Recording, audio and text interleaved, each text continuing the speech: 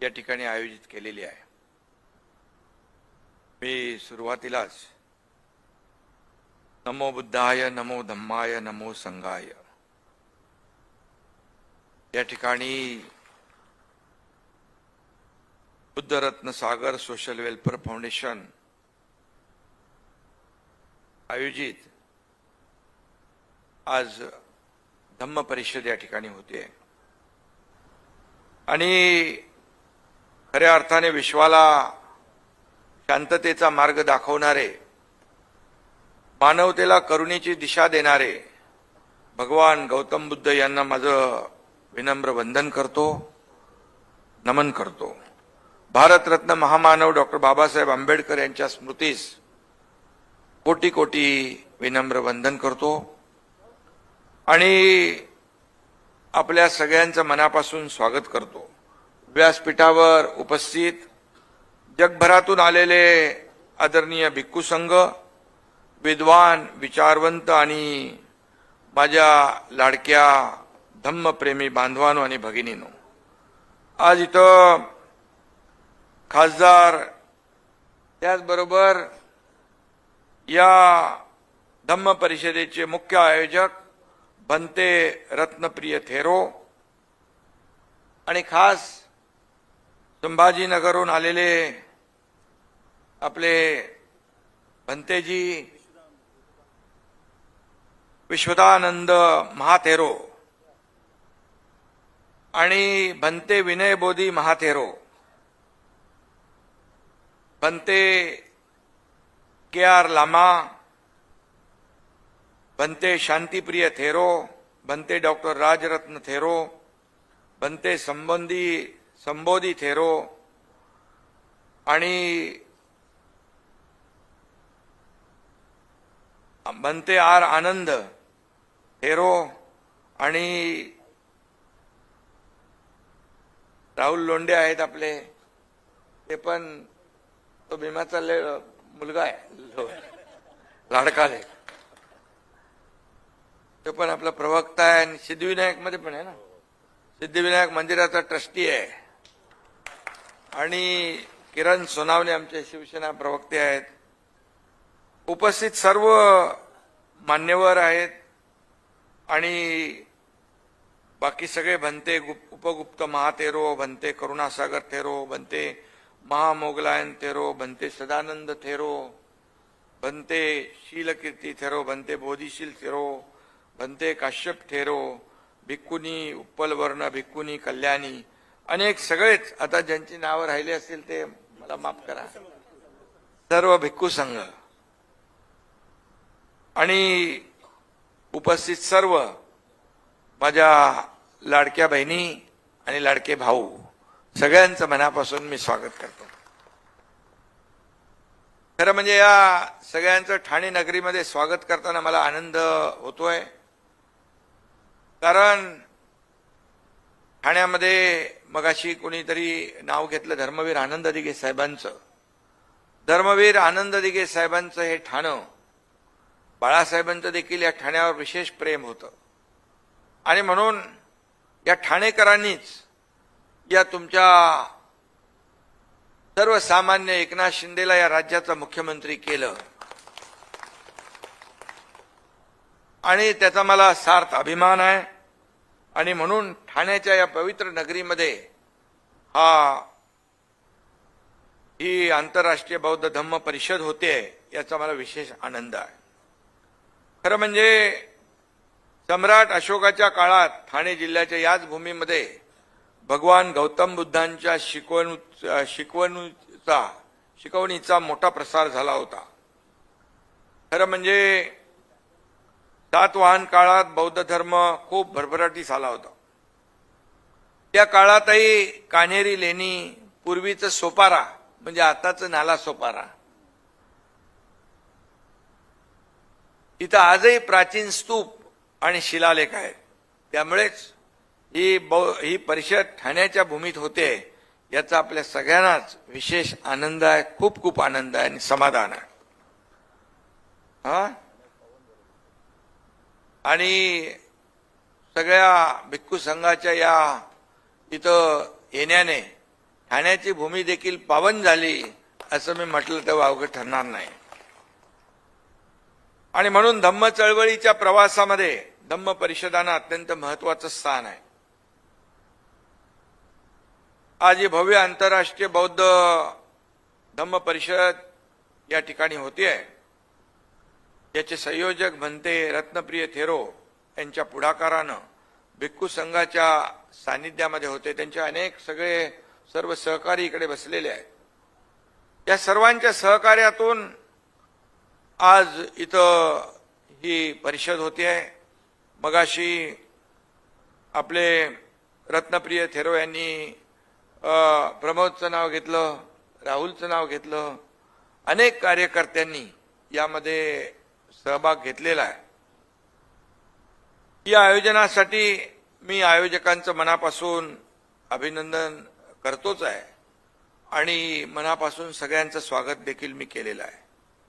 या परिषदेमध्ये खऱ्या अर्थाने भिक्खू संघाला संघदान करण्याची संधी या ठिकाणी प्राप्त झाली. हे मला स्वतःला मी भाग्यवान समजतो.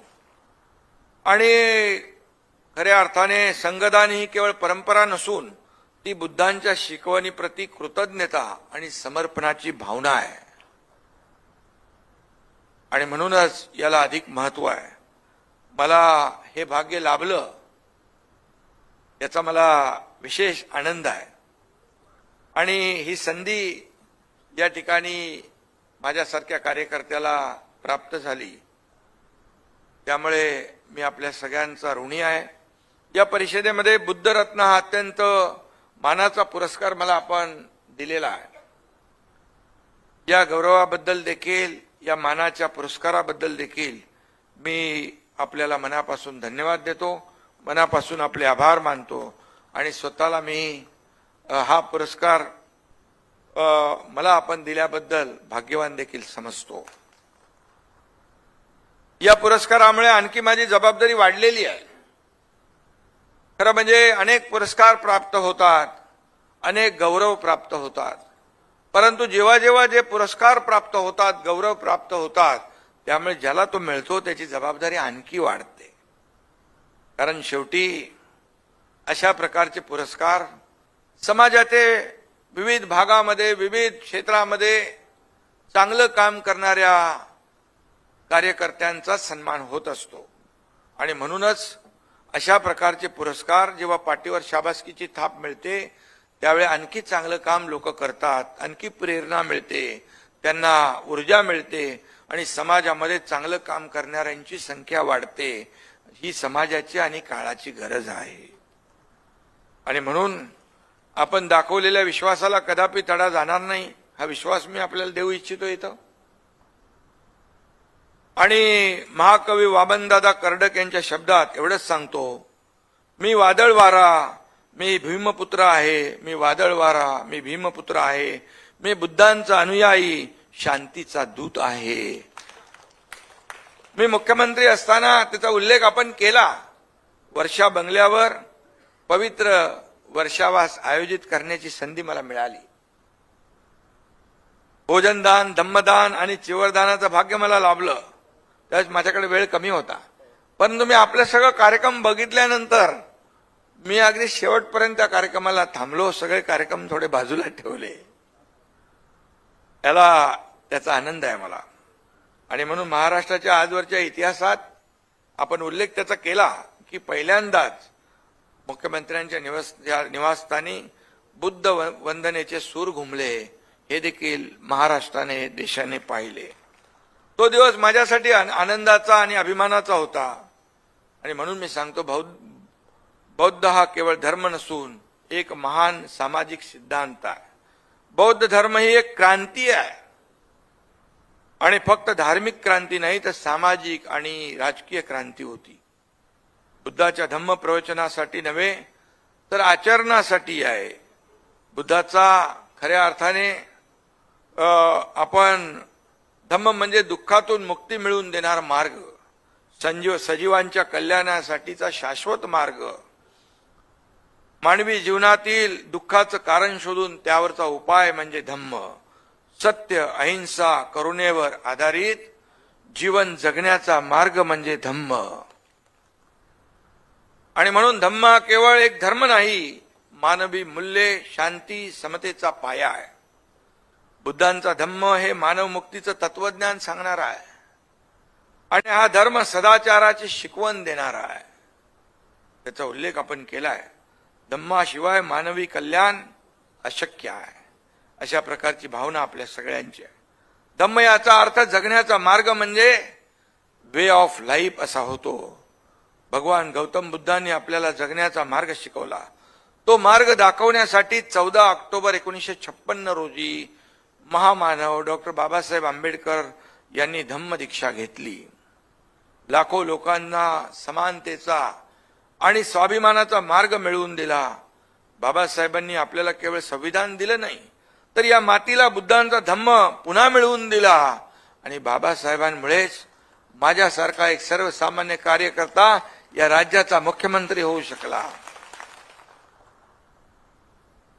एक सर्वसामान्य घरातली आमची लाडकी बहीण ज्योतिताई वाघमारे थेट राज्यसभेच्या खासदार झाल्या. आमची इथं बसलेली दुसरी बहीण शर्मिलाताई ही ठाण्याचं महापौर पद त्यांना मिळालं.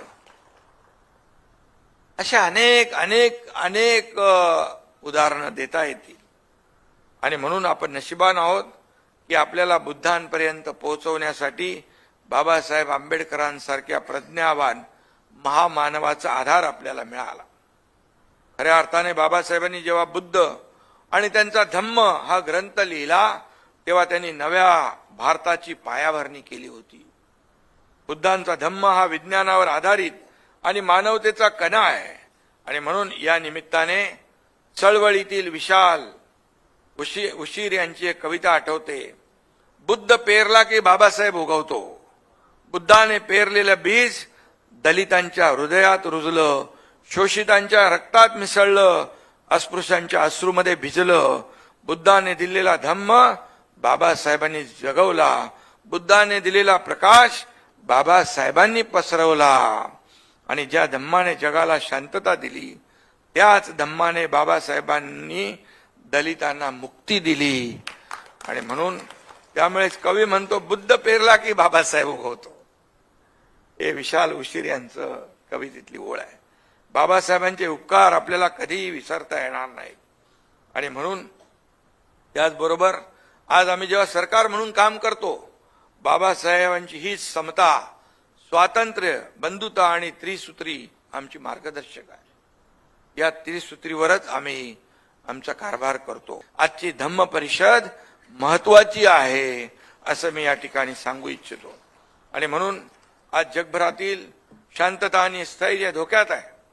आपण पाहतोय कुठे इराण, इस्रायल, अमेरिकेचं युद्ध सुरू आहे. सीमांवर तणाव आहे. निरपराध नागरिकांचं जीवन उद्ध्वस्त होत आहे. वाईट याचं वाटतं. लहान लहान मुलांचे देखील बळी जात आहेत. आपण मानवता विसरून चाललो आहोत. युद्धाच्या झळा संपूर्ण जगाला सोसाव्या लागतात. अशा काळात भगवान गौतम बुद्धांची शिकवणच जगाला वाचवू शकते. काय म्हणाले होते भगवान बुद्ध? द्वेषाला द्वेषाने संपवता येत नाही, प्रेमानेच तो शांत होतो. ही भगवान गौतम बुद्धांची शिकवण आहे. पण हा संदेश फक्त पुस्तकात वाचण्यासाठी नाही, तर तो आचरणात आणण्यासाठी आहे. आणि म्हणून महाराष्ट्राच्या भूमीवरून संत परंपरेच्या या पवित्र वारशातून आपण जगाला एक ठाम संदेश देऊया. जगाला युद्ध नको, बुद्ध हवा. आणि म्हणून भौतिक सुखाच्या मागे धावण्याची फार मोठी स्पर्धा जगभरात सुरू आहे. फास्ट फूडच्या जमान्यात आपल्याला सगळं काही फास्ट हवं असतं. पण या धावपळीमध्ये मानसिक सुख, मानसिक स्वास्थ्य आणि मानसिक शांतता कुठेतरी हरवून जाते आहे. अशा वेळी गौतम बुद्धाने दाखवलेला शाश्वत मार्ग हा जगाला तारणारा आहे, हे आपण लक्षात घेतलं पाहिजे. आणि आपण देवतांची, महापुरुषांची जयंती, पुण्यतिथी साजरी करतो. पण गौतम बुद्ध, बाबासाहेब आंबेडकर यांचे विचार जिवंत ठेवणं आणि आचरणात आणणं हीच त्यांना खऱ्या अर्थाने आदरांजली आहे. असं मी या ठिकाणी सांगू इच्छितो. आणि म्हणून जगात बौद्ध धम्मा इतका विवेकनिष्ठ आणि बुद्धिनिष्ठ धर्म नाही. नीती नियम त्यांनी आखून दिले नाही. मी सांगतो तसे वागा, मी सांगतो तसं जगा, कृती करा तर तुम्ही बौद्ध असे त्यांनी कधी म्हटलं नाही. हा त्यांचा मोठेपणा आहे. आणि म्हणूनच उलट भगवान बुद्ध सांगत, मी सांगतो म्हणून तुम्ही डोळे झाकून तसे अनुकरण करू नका. तुम्ही तुमच्या पातळीवर त्याची सत्यासत्यता तपासा आणि मग त्याचं अनुसरण करा. ही त्यांची शिकवण आहे. आणि म्हणून या ठिकाणी मी आपल्याला एवढंच सांगतो की जेव्हा आपल्याला ही आपली संस्कृती सांगते, आपला धर्म सांगतो, जगाला युद्ध नव्हे तर बुद्ध दिला, तर त्या संस्कृतीचं रक्षण हे सुद्धा कर्तव्यच ठरतं. आणि म्हणून तथागतांनी म्हटलं होतं, अत दीपो भव, स्वतःचा प्रकाश स्वतः व्हा. आणि म्हणून आपण बुद्धाला केवळ मूर्तीत न शोधता त्यांच्या विचारात शोधलं पाहिजे. कर्मकांडाच्या जाळ्यात अडकण्यापेक्षा आचरणामध्ये शुद्धता आणणं हाच खरा धर्म आहे, धम्म. आणि म्हणून मी आपल्याला एवढंच सांगतो, आपण जेव्हा जेव्हा अडखळतो, हतबद्ध होतो, तेव्हा तेव्हा आपल्याला बुद्धच मार्ग दाखवतो. आणि त्यामुळे गौतम बुद्ध हे आपल्यासाठी तेजस्वी दीपस्तंभासारखा आहे, एवढंच या प्रसंगी सांगतो. आणि जाता जाता 4 शब्द मी आपल्याला सांगतो. ना तलवार की धार से, ना गोलियों की बौछार से दुनिया बदलेगी तो सिर्फ बुद्ध के विचार से. जहां नफरत है वहां प्यार का एहसास बनो. जहां नफरत है वहां प्यार का एहसास बनो. खुद को दीपक बनाकर तुम जग का प्रकाश आयोजित केली. त्याबद्दल मी सगळ्यांचं मनापासून स्वागत करतो.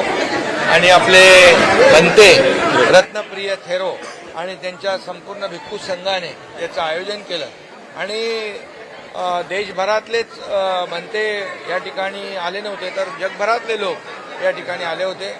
आणि आजचा हा अतिशय आंतरराष्ट्रीय बौद्ध धम्म परिषद या ठिकाणी आयोजित केले. सर्व भिक्खू संघ आणि संपूर्णपणे या ठिकाणी बांधव भगिनी उपस्थित होत्या. आणि या कार्यक्रमामध्ये